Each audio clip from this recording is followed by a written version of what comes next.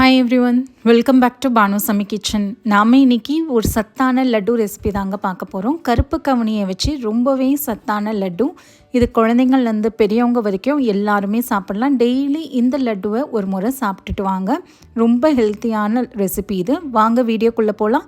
வீடியோக்குள்ளே போகிறதுக்கு முன்னாடி மறக்காமல் சப்ஸ்கிரைப் பண்ணுங்கள் அண்ட் பெல் ஐக்கானை கிளிக் பண்ணுங்கள்.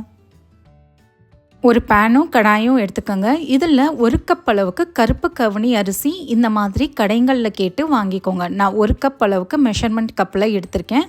அடுப்பு தீயை மிதமான சூட்டில் வச்சு இதை 3லேருந்து 4 நிமிஷம் நல்லா வறுத்துக்கோங்க.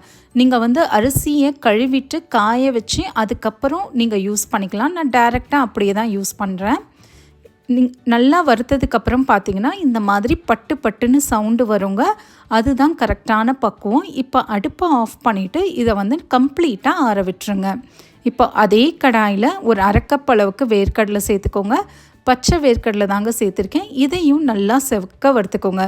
சப்போஸ் உங்கள்கிட்ட வறுத்த வேர்க்கடலை இருந்தால் இந்த பார்ட்டை ஸ்கிப் பண்ணிக்கோங்க. பாருங்கள், இந்த அளவுக்கு நல்லா செவக்க வறுத்துக்கணும். இதையும் ஒரு பாத்திரத்தில் மாற்றிக்கோங்க. அடுத்து கொஞ்சமாக நான் முந்திரி பருப்பு சேர்த்துருக்கேன். இது ஆப்ஷனல் தான், இருந்தால் சேர்த்துக்கோங்க, இல்லைன்னா விட்டுருங்க.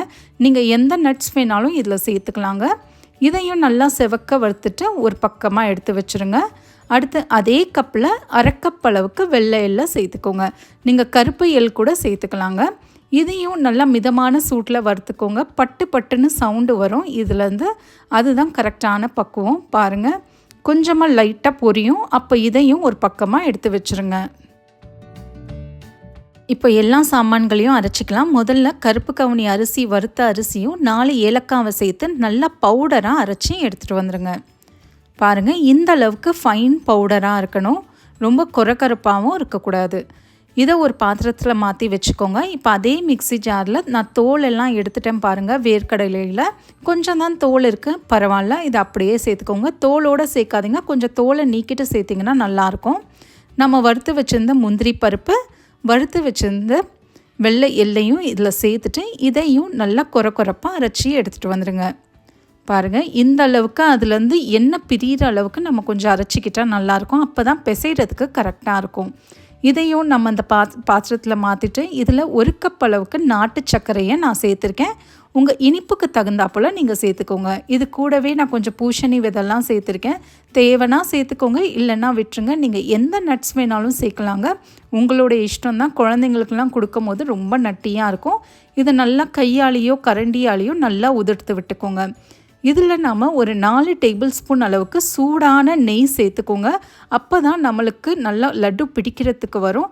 நெய்யை சேர்த்துட்டு கையை வச்சிடாதுங்க, சுற்றும். அதனால் கரண்டியில் முதல்ல இந்த மாதிரி கலந்து விட்டுட்டு சூடு பொறுக்கிற மாதிரி இருக்கும் போது இந்த மாதிரி நல்லா உதிர்த்து விட்டுக்கோங்க. பாருங்கள், கரெக்டான பக்குவத்தில் இருக்குது. சப்போஸ் உங்களுக்கு லட்டு பிடிக்க வரலை, கொஞ்சம் உதிரியாக இருக்குன்னா இன்னும் கொஞ்சம் நீங்கள் நெய்யோ எண்ணெயோ சேர்த்துக்கலாம், உங்கள் இஷ்டம்தான். பாருங்கள், இதே மாதிரி எல்லா லட்டையும் பிடிச்சு வச்சுக்கோங்க. கிட்டத்தட்ட 20 லட்டு கிட்ட வரும். ஒரு வாரம்னாலும் நீங்கள் ஃப்ரிட்ஜில் வச்சு சாப்பிட்லாம். ரொம்பவே ஹெல்த்தியான ஒரு லட்டு ரெசிப்பிங்க இது. இதே அளவுகளோடு ட்ரை பண்ணுங்கள், உங்களுக்கும் சூப்பராகவே வரும். ட்ரை பண்ணி பார்த்துட்டு எப்படி வந்ததுன்றதை கமெண்ட்ஸில் சொல்லுங்கள். மறக்காமல் சப்ஸ்கிரைப் பண்ணுங்கள் அண்ட் பெல் ஐக்கானை கிளிக் பண்ணுங்கள். தேங்க்யூ ஃபார் வாட்சிங்.